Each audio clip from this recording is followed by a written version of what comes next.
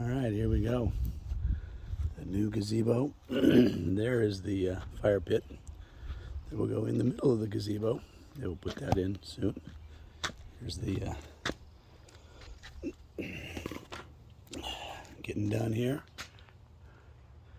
Our beautiful rock there. That's the sand that'll go in and fill the holes. Black or charcoal stripe through the middle. Rock was here. Now we'll just power wash that, clean that baby up, and polish it up. So cleaning that up over there. Got rid of a huge azalea or rhododendron that's over there now. It took up a lot of room and made this really block this view. Come over here, got these variegated plants.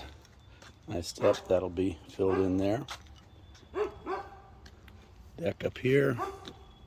Of course, that's all gonna be taken care of. Steps coming down. There's the house that'll be painted. Grass needs to be mowed. Gonna have a trellis up there at that height. Furniture's temporarily positioned as it is. Coming on over. Got the table here. The barbecue right now is right there, but it will ultimately move over there between those two sets of windows. With the brand new barbecue. I'm up here to the, these are the trellis slats will go on. Nice wide step here. Boards coming in here. Yeah.